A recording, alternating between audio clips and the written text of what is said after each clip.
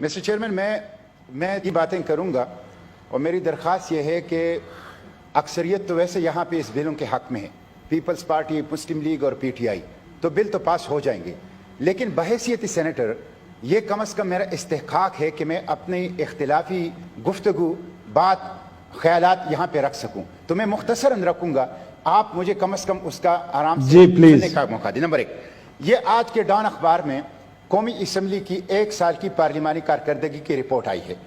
इस रिपोर्ट के मुताबिक 31 ऑर्डिनेंस हुकूमत ने जारी किए हैं और सिर्फ 29 बिल पास किए हैं।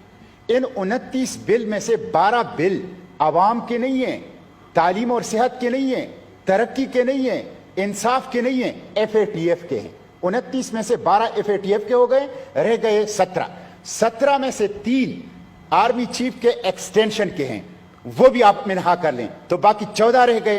तो आप अंदाजा कर लें कि 29 में से 15 आपने वो बिल पास किए हैं जिसका ताल्लुक न सेहत से है, न तालीम से है, न गुर्बत के खात्मे से है, न इंसाफ से है, न बिजली और गैस से है। तो ये पार्लियामेंट आवाम की खिदमत कर रही है या FATF की खिदमत कर रही है? नंबर 1 बात। दूसरी बात यह मिस्टर चेयरमैन कि देखिए पार्लिमानी रवायात होती है।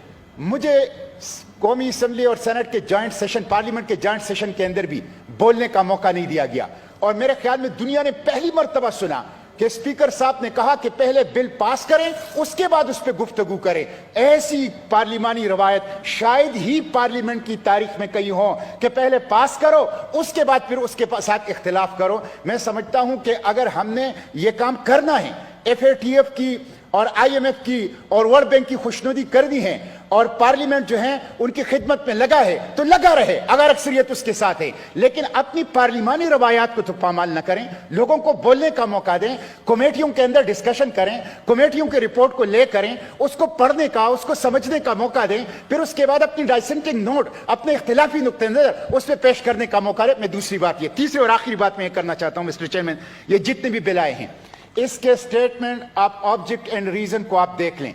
इन तमाम की statement of object and reason में कहा गया है कि ये FATF का डिमांड था। तो इस पार्लियामेंट ने कब FATF को ये अथॉरिटी दी है कि वो वहां से कानून बना के हमें भेजे और ये पार्लियामेंट रबर स्टैंप की तरह उसके ऊपर मोहर लगाए? क्या दुनिया की किसी पार्लियामेंट ने लेजिस्लेशन की अपनी अथॉरिटी किसी बैरूनी इदारे को दी है? कम से कम अगर आपने FATF की खुशनुदी के लिए करना है तो statement of object and reason में तो ये ना लिखें कि हम ये FATF की वजह से कर रहे हैं, FATF की डिमांड है ये। तो मैं समझता हूं ये इम्पोज लेजिस्लेशन है, ये इंपोर्टेड लेजिस्लेशन है, ये साहूकारों की और IMF की और वर्ल्ड बैंक की और FATF की और इस्तेमार की और साम्राज्य खुशनुदी के लिए है। और मैं पीपल्स पार्टी से भी कहता हूं और मुस्लिम लीग से भी कहता हूं, इस हुकूमत पर आपको एतमाद कब आ गया?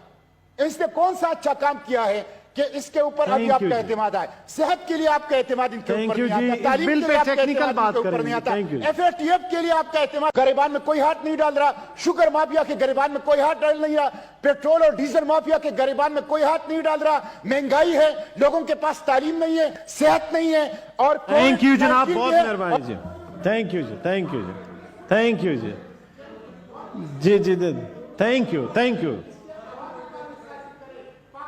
थैंक यू जी, थैंक यू, मेहरबानी जी, थैंक यू जी। मुश्ताक साहब बस टेक्निकल बात करने, थैंक यू जी, थैंक यू जी, थैंक यू जी, थैंक यू जी।